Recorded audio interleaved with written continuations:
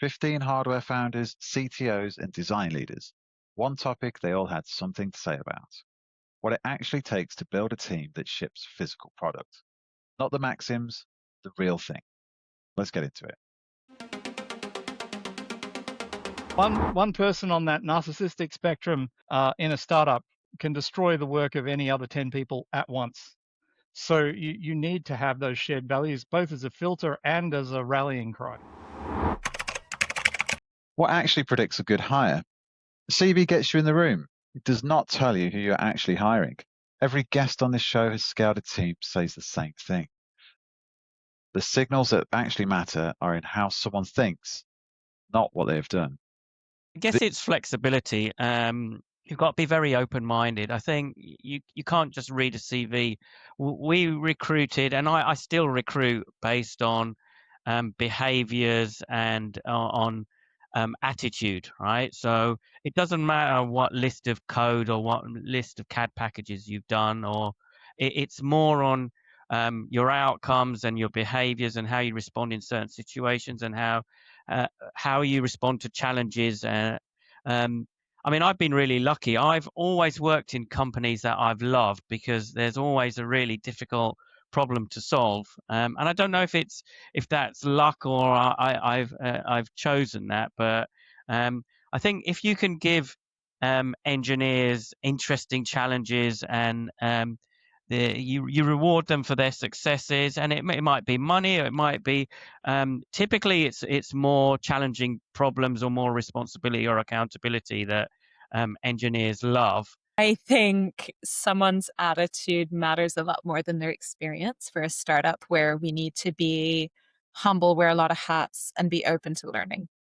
Yeah, I think for me it's definitely an attitude. So yeah, really that level of sort of curiosity, a bit of openness, being interested to learn and develop, not being afraid to ask questions, but also I guess not being afraid to not know the answer as well, but being happy and comfortable to learn and evolve. And like I said, I really think having the right attitude and openness to new challenges and new experiences, I think is really key.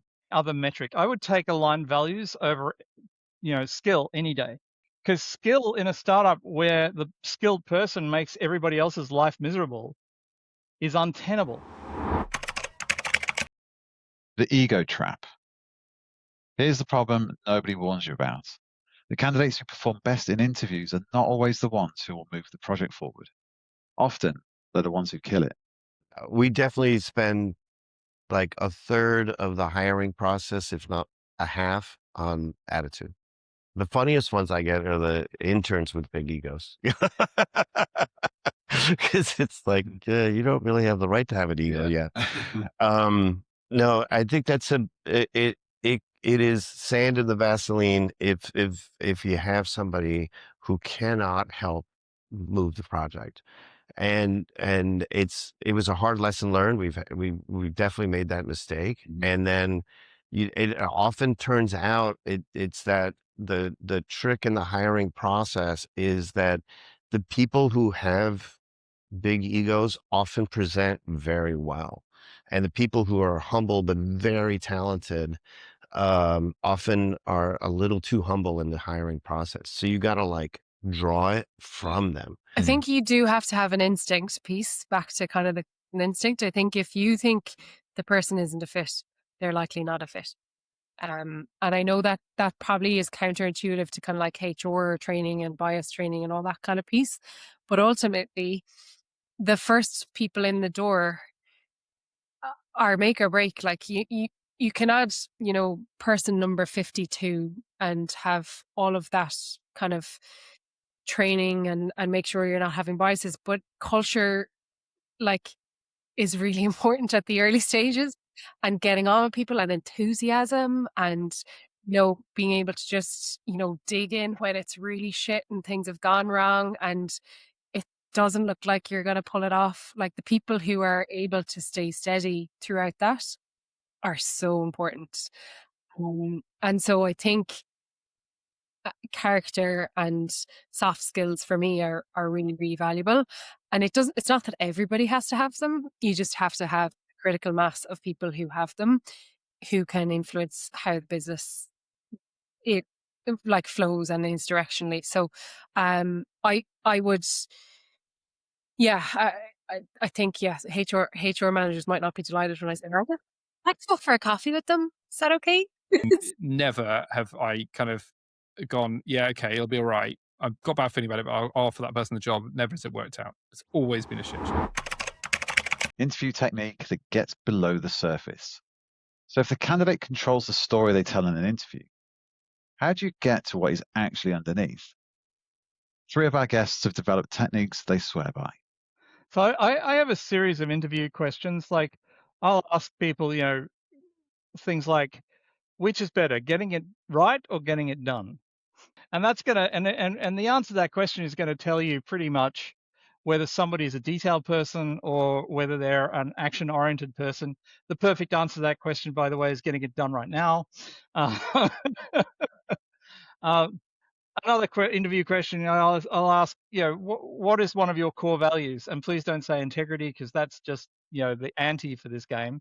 What's truly where do you, sit on the knife edge wondering, right? And somebody will say, oh, one of my core values is curiosity. And I'll say, that's great. Where have you compromised your curiosity and suffered for it? Right? and that's going to get you a real answer.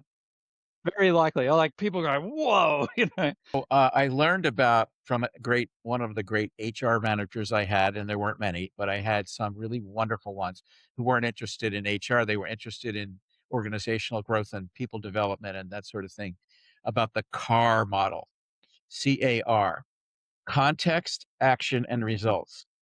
And it's really hard to dodge if the 3-legged stool of the context, action, and result that 1 or 2 are missing. So, if someone was being hired to be a designer or even a leader, I would want to hear them tell me stories and give me the context of whatever the situation was, because it might be a personnel or a business situation, the action that they took, because you remember, it takes a team, it takes a village. And then what were the tangible results? What happened? And if they can do that in a way that shows me they actually thought about it and can articulate it, that's a win. And I want to hear a couple of those stories. If they're not doing that and they're tripping over their words or they're going off on tangents, and it's clear to me that they didn't do it, that there was a group that did it or somebody else did it. And in some cases, I knew about the work, if they were coming from a big company and it's a product, no, you didn't do that by yourself. I usually use that as kind of a screen, at least for me. And I learned it to be very effective because I can yes and questions on top of the things they're telling me, and say, well, wait a minute, or tell me more. If they can't tell you more, or it sounds like obvious baloney, then you understand what's happening. One thing you look for in every engineer you hire? The ability to talk through a problem that they have solved down to the tiniest detail, because then they were actually involved in solving that problem. Mistakes every founder makes. The pattern across every guest who has built and led a hardware team is remarkably consistent. Here are the mistakes that almost everyone makes, and once you hear them, you'll recognize them immediately. I myself have made that mistake embarrassingly more than once. You suddenly have a bank account full of money and you think, oh my goodness, we need people. Actually, you don't always. You don't always. And it was a really important and hard lesson to learn, I'll tell you that much. One of the hardest, I think, the first time I had to let someone go, tore a little piece of my soul off. I really, they always used to say in startups, hire slow, fire fast. And there's all of these little heuristics and maxims and sort of rules that we all hear parroted all the time. And then you live it yourself and you think, oh my God, it's different to live something than to just read in a book. Hiring well is a great question. That's where they have experts like you to do it. Okay. What I tell them is more often than not, they're the founder or of a startup because they think they know what they're doing, and they think they're the best thing. They're the smartest person in the room, right? And that may all be true. But I tell them, I'm sure that you would hire somebody and you would tell me, you wouldn't tell them, but you'd probably tell me that I could probably do their job better than they can. And again, that might be true too. But what I tell them is the thing that you have to realize is that you can't do everything as the founder of a startup. You have to learn to delegate. And yeah, you probably might be able to do everybody's job better than they would.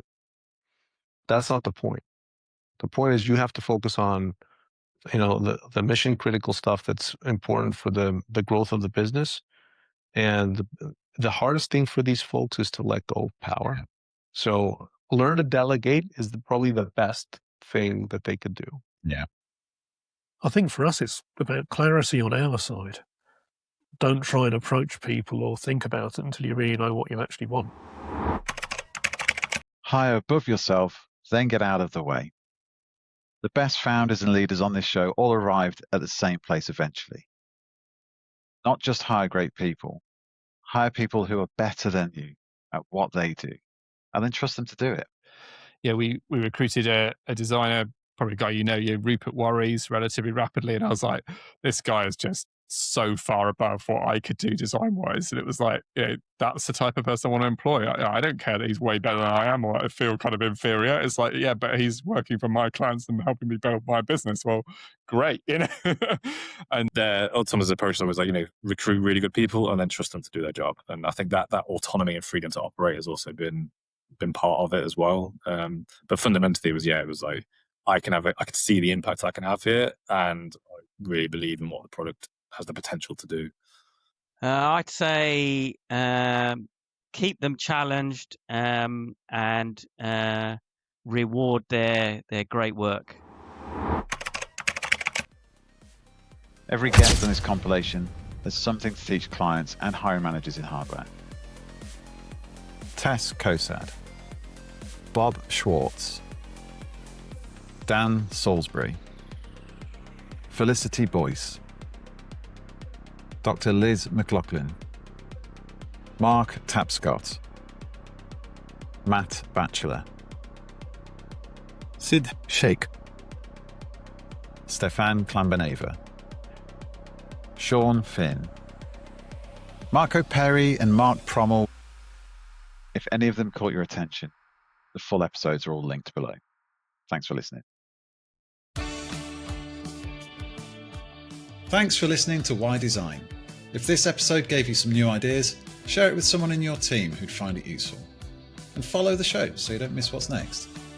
And if you're building a product team or looking for your next challenge in design or engineering, that's exactly what we do at Kodu. We help companies hire smarter and faster and help great talent find work that actually fits. I'm Chris White. Connect with me on LinkedIn and let's keep raising the bar for design leadership. Until next time, stay curious, stay creative, and keep asking, why design?